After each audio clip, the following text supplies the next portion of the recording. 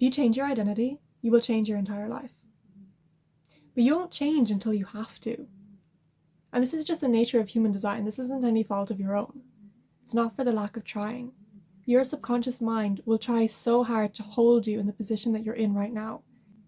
But your identity is so strongly linked to your external world. Your internal world governs so much of what happens around you. It affects everything. Your manifestations, the way you show up in the world, your energetic vibration, everything. And all of it starts with your self-concept. It starts in the mind. It starts as an idea, right? It's the vision of who you want to become. And all of these ideas that you have in your mind are solidified by actions. The fastest way to change is by doing, because in the doing, you become the being. But your internal world has to be in alignment with this. And shifting your identity is a constant battle. You can't do it in a linear way. Nothing happens chronologically. And your ego will try so hard to force it to be linear. Your ego will try and pull you into doing something that makes the most logical sense, the most linear sense. But you have to be conscious of this. You have to fight against this, because this is the natural pattern of your mind. You have to learn to flow with your soul, because when you're doing this internal work, there's a higher power at play that you have to abide by. You have less control initially, but it works out in your favor. And the only reason why you feel like you're not in control is because your ego is trying to control. It's not actually you. Your ego likes to control because it likes safety, and it will do everything in its power to pull you back to that safety and keep you stuck and comfortable where you are. Okay, so what does changing your identity actually look like though? Well, you'll start with an idea. You'll start with a thought in your head. Then you'll want to take action on that thought, and you'll want to move towards this idea. And then you'll come across a block. Then you'll stumble. Then something's going to come up, and it's going to be your internal world creating this, because your ego is now freaking out because it's changing, because suddenly something's shifted. Suddenly now your vibration is different to what it was, and your ego is viewing this as a threat. And this is where awareness comes in. You have to be consciously aware that this block is something that you're creating. You're manifesting this yourself because your ego doesn't like what's going on. Your mind is always the last thing to change, and it will fight you the whole way up until the very last moment. And the way to overcome this is just awareness. It's just listening to yourself. What you need to do is actually just sit with yourself and process what's going on around you. Process your new emotions. Process these new thoughts that are coming up. The more you ignore them, the more you try and suppress them and you try and push through to do more actions, the more blocks are going to come up, because you're not actually working through what you need to work through internally in order to move past this hurdle to get to the other side to take the next action. Listen to what resistance is coming up. Listen to the subconscious blocks and patterns that have been deeply ingrained within you, that have always been there, that you've just never discovered before, because you've never needed to. They're coming to the surface now to be removed, to be released. So you can become that next version of yourself. You cannot carry the weight anymore. You can't carry these rocks around with you anymore. If you want to leap into that new phase, you have to let go. You have to sacrifice your current identity in order to bring forward your new identity. Sacrifice the old version of yourself to bring forth this new. And once you work through these patterns, move on to the next action. And then that next action will bring up more patterns and more subconscious blocks, and you'll have to work through them again. It's this constant push and pull that you're going through. This is the yin and the yang. This is the external and the internal fighting each other to now come eventually into this equilibrium. You gotta get used to this, because this is how you know it's working. This is how you know you're getting to this next level. If blocks are coming up, you're doing something right, because it means that you're growing. It means that you're pushing past the boundaries that you've created for yourself, this comfort zone that you've created for yourself, to create something new. There will be now a new comfort zone, a renewed comfort zone for you, but you have to feel uncomfortable first.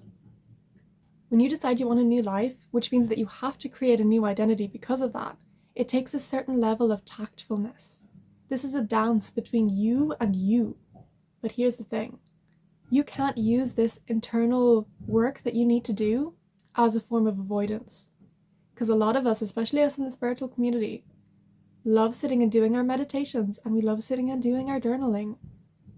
But we use it as a way to procrastinate, to stop us from taking the next action, because the next action is scary, because it's new and it's different.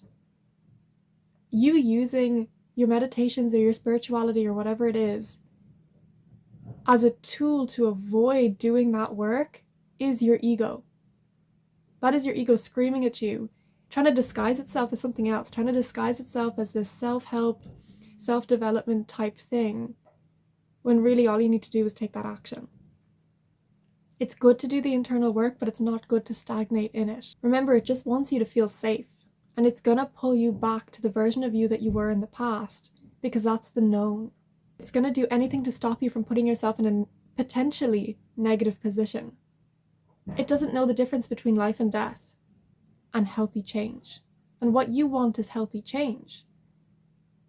But it feels the same, because either way the ego's dying. Because for the ego it is life and death. But your old ego needs to go in order for a new, better version of it to be formed. And 99% of the time, having awareness of this is half the problem.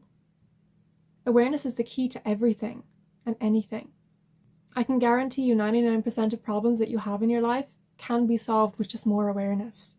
Because within that awareness, you will know what action to take to solve that problem. Okay, so let's go back to the beginning a little bit. Why do you want to create a new identity?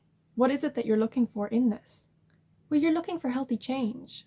You want to live a good life. You want to have lots of abundance. You want to have wonderful people around you. You want to have all your health. You want to live a good, fulfilling life that makes you happy to wake up in the morning. And in changing your identity, your whole world will shift around you.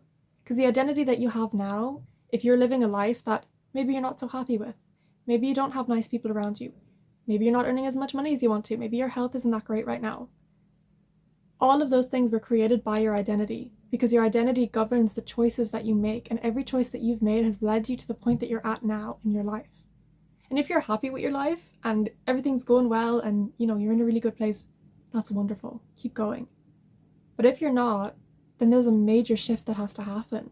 And this shift can be so painful because your whole world around you will come crashing down to be rebuilt, and you have to be ready for that. You have to prepare yourself for that shift. Okay, but how does this identity thing actually govern your life? We'll say, for example, if you have the identity of I exercise, you will want to take that action. Your brain is hardwired. The neural pathways in your brain are wired to now want to take action doing that exercise, because that's who you believe yourself to be. And if you were to one day stop exercising, it would feel so excruciating to you, because now you're going against every fiber and every cell of your being that holds this belief that you exercise. So if you were to stop exercising, you would have to change your belief system and view yourself differently and perceive yourself differently in the world. Now, this can mean two things, right? First of all, you're moldable. And second of all, you can mold yourself into anything that you need to be for yourself. So what do you do now? You start setting goals. You look around yourself and ask yourself, where do you want to be? Who do you want to be? How do you want to feel? Use this as a starting point. Remember, you will always evolve. You will always change. You will always become the next version of you. So whatever you choose now as your goals, they don't have to stick. You can change your mind in 6 months' time. But choose something now so you have a jumping off point. Use it as a springboard forward so you can just start taking that action and moving forwards. Don't be afraid to choose something now and then pivot later. Start perceiving every situation with intention. Filter your reality through the lens of, is this going to benefit me or is this going to hinder me? View everything as a trigger, because every moment can clue you in on what your next step in your path is going to be. And pay attention to the good and the bad. What lights you up, and what makes you want to move forward, and what repulses you, and what do you want to move away from? The information that you get from this is so valuable, because it gives you a jumping off point to realize what you actually want versus what you were told that you wanted. A lot of us carry this identity that we've had since childhood, from our parents or our teachers or the media, telling us who we should be, who we should want to be. And that might not be who you want to be. That's not who you are. That's the programming that you subconsciously took on because you didn't know any better. But it's your responsibility to look at yourself and realize that that's maybe not what you want. Maybe it is.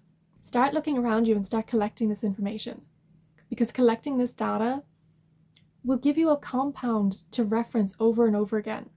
And you'll notice just how much you grow over time by doing this. Start to visualize yourself 6 months from now. What reality are you living in? Ask yourself, what would myself in 6 months' time, that future version of me, do in my current situation? And then apply that knowledge, because it's there already within you.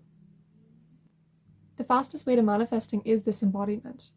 It is by pushing through and taking this action and doing the internal work alongside of it. And in doing this, slowly but surely, your new identity will take shape. Slowly, you will start to become the version of yourself that you want to become. And you'll have bumps in the road, and you'll have things that go wrong, and you'll have new blocks that come up. But you'll also have these breakthroughs. You'll also have these aha moments that make you feel excited to continue. And that's what's going to keep you going. That's what's going to keep motivating you. Every milestone that you hit, that's ever so very small and looks tiny from the outside, but you know is progress for you, that is what's going to keep you going. It's time to now step forward and watch that magic unfold in your journey and enjoy yourself along that way. Thank you so much for watching, guys. I want to let you know really quickly, I started a newsletter recently and I've linked it down in the description box below. So I talk about all things human design, personal development, spirituality, philosophy, that kind of stuff. If you guys are interested, please check it out. Please subscribe. It's completely free. And I hope you enjoy it. Please check it out. Like and subscribe this video, guys. I will see you in the next one. Bye.